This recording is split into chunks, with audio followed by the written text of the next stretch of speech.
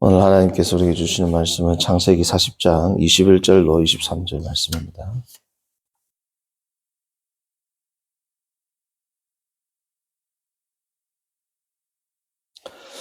창세기 40장 21절부터 23절까지 함께 합독합니다.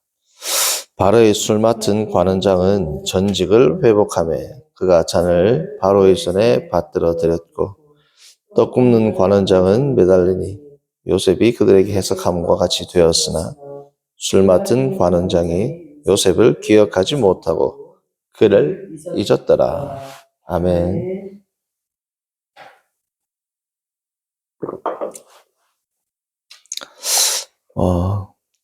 오늘 말씀의 제목은 하나님의 완전하심입니다. 하나님의 완전하심. 우리가 성경을 볼 때, 그리고 우리가 신앙생활로 실제로 경험할 때, 하나님의 완전하심을 우리가 때때로 경험하는 순간들이 있습니다.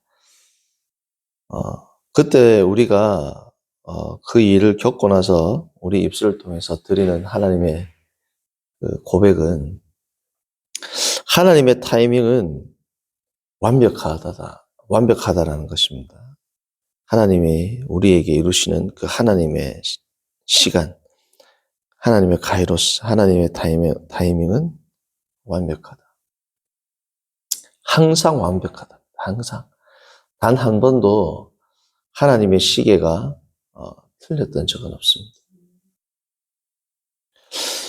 오늘 우리가 이 본문을 보았는데 요셉이 술 맡은 관원장에게 자신을 기억해달라고 부탁을 했습니다.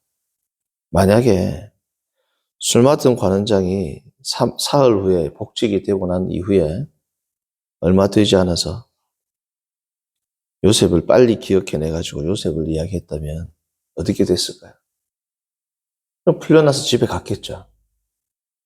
그건 요셉이 원하는 삶이었지만 하나님이 원하는 완벽한 계획은 아니었던 겁니다.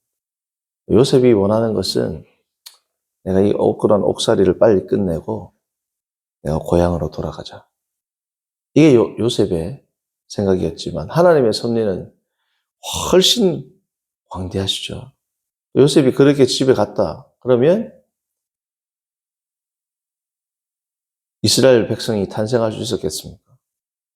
애굽에 가가지고 어떻게 정착을 하겠냐.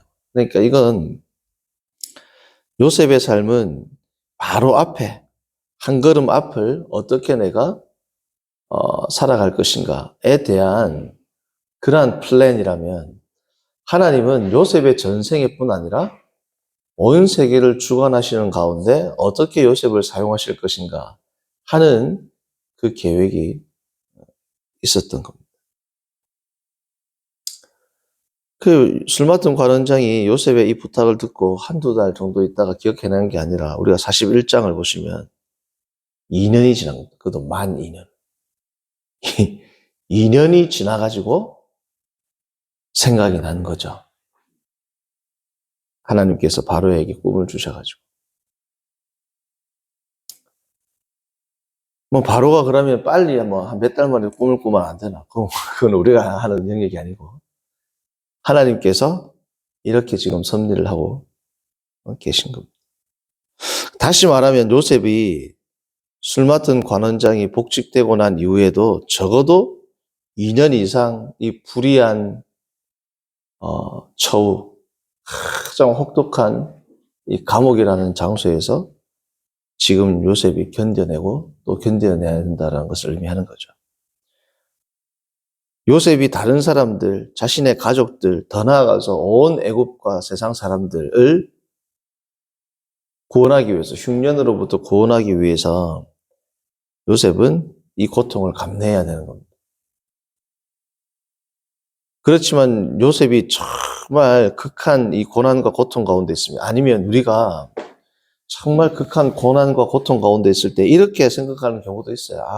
하나님께서 나를 위대한 그릇으로, 위대한 종으로 안 쓰셔도 되니까 지금 난 그냥 평범하고 안락하고 그냥 밥 세끼 걱정 없이 잘 먹고 그렇게 살고 싶다. 뭐 큰 위대한 일을 그 다른 사람을 통해서 하시고, 하나님 나는 그냥 이 평범하게 걱정 없이 소탈하게 살면 안 될까요? 라고 생각하시는 분들도 계실 겁니다.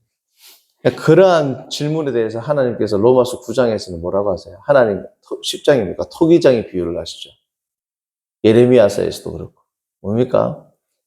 하나님께서 토기장이신데 이 그릇은 이렇게 만들고 저 그릇은 저렇게 만드는 건 누구 주관이에요? 토기장이 되시는 하나님의 선하신 뜻대로 하신다는 거죠. 나는 평범하게 살고 싶어. 하나님께서 평범하게 안 살도록 만들면 어떻게 평범하게 살겠습니까? 근데 그러한 하나님의 모든 섭리들이 다 뭐라는 거야? 아름다우심, 하나님의 아름다운 섭리이고 완벽하신 섭리라는 겁니다. 우리가 고통과 고난이 깊어지고 깊은 것보다 사실은 더 힘든 게 뭐 긴 겁니다. 긴 거. 정말 힘들어도 짧게 끝나면 견딜만 한데 그게 하루, 이틀, 요셉 것처럼 1년, 2년, 10년 일 지나면 어떻게 돼요? 신앙이 없어지는 경우도 있습니다. 신앙이. 목회자였다가 장로였다가 아니면 기독교 가정이었다가 어느 순간 보면 불신자처럼 살고 있는 분들이 불신자처럼이 아니라 불신자가 된 분들도 뭐예요? 계시단 말이에요. 왜요? 하나님의 완벽하심을 나의 불완전함으로 해석하기 때문에 그렇습니다. 마태복음에 이야기하죠. 포도원 비유. 포도원 비유에서 주인이 뭐라고 합니까? 각자 다른 시간에 포도원을 일을 했는데 마지막에도 한 달란트 받고 아침 일찍 온 자도 한 달란트 받고 그렇게 그들이 불평을 하니까 아침에 일찍 온 자들이 포도원 주인이 뭐라고 합니까? 내가 선함으로 너희가 나를 뭐라고요? 악하다는. 그러니까 하나님의 선하심과 하나님의 완벽하신 타이밍을 나는 싫습니다. 나는 그것을 받아들일 수 없습니다라고 생각하는 것 자체가 뭐예요? 악하다는 거예요. 하나님의 섭리를 그대로 인정하고 그대로 받아들이고 하나님께서 나에게 주신 이 고난을 감사히 여기면서 헤쳐나가는 것. 그게 뭐예요? 우리가 해야 할 본분이라는 겁니다. 요셉은 계속해서 어디입니까? 구덩이에 빠져 있습니다. 10수년 전에 형님들이 그를 구덩이에 던졌을 때부터 지금껏까지도 이 구덩이에 있는 겁니다. 성도님들, 오늘 말씀의 제목은 심플해요. 하나님은 뭐예요? 완벽하시다. 하나님의 타이밍은 완벽하시다. 하나님의 방법은 완벽하시다. 항상 완벽하시다. 하나님은 항상 완벽하시다. 오늘 말씀의 주제입니다. 그러므로 하나님께서 행하시는 일 가운데 우연이란 건 없어요. 선하지 않은 것도 없습니다. 때로는 내가 왜 이런 고난을 당해야 되지? 하나님께서는 이 고난을 통해서 나를 어떻게 쓰시려고 이걸 주시지? 라는 것도 필요 없는 경우가 있어요. 왜냐하면 하나님께서 나에게 이 고난을 주신 이유를 끝까지 설명 안 하시는 경우도 있습니다. 그 대표적인 예가 누구예요? 욥이란 말이죠.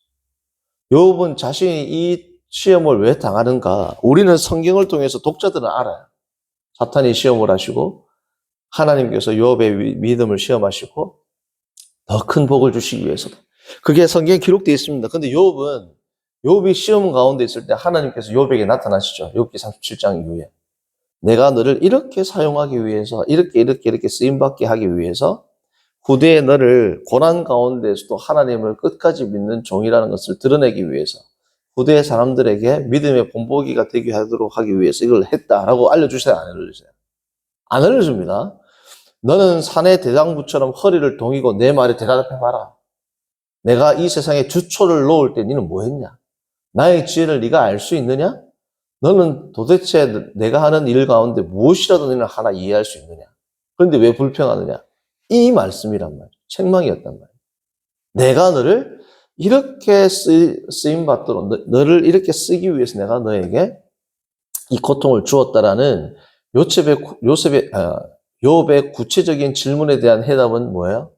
없어요. 그러나 욥이 하나님의 계시를 충분히 알고 난 이후에 그는 왜라는 것이 아니라 나는 무지한 자고 스스로 입을 가린다라고 이야기하지 않습니까? 나는 하나님의 거대한 섭리, 하나님의 지혜에 순종하고 따라가면 되는 존재라구나라는 것을 뭐예요? 깨닫게 된 겁니다. 그래서 성도님들 우리가 내가 왜? 라는 이 질문은 사실은 별로 큰 의미가 없는 경우가 있습니다. 왜냐하면 이 왜는 먼 훗날 시간이 지나서야 알 수 있는 경우도 있고 왜라는 것을 집중하기보다 나는 지금 어떻게 순종할 것인가? 하나님 앞에서 내가 어떠한 모습을 보여드릴 것인가에 더 집중함으로 나의 고난의 의미를 이해하기 이전에 하나님의 절대적 선하심을 신앙으로 수납하고 믿음으로 고백함으로 그 완벽하신 하나님과 동행함으로 주님의 거룩을 드러내고 주님의 성품에 동참하고 하나님을 날마다 알아가는 그러한 저와 여러분들이 되기를 바랍니다. 선하신 하나님 아버지, 오늘 우리가 창세기의 말씀을 통하여 고난의 이유는 우리가 알 수 없으나 때로는 시간이 지나도 알 수 없을지 모르지만 그 이유보다 더 중요한 것이 지금 내가 어떻게 주님께 반응하느냐인 것을 다시금 생각하고 다시금 결단하게 하심을 감사합니다. 끝모를 어려움과 힘듦과 고통 가운데 있는 성도들이 있다면 하나님 아버지 힘주시고 끝까지 주님과 동행함으로 하나님의 선하심을 믿고 나아가는 복된 성도들 되도록 인도하여 주옵소서. 예수님의 이름으로 기도합니다. 아멘. 하늘에 계신 우리 아버지여, 이름이 거룩히 여김을 받으시오며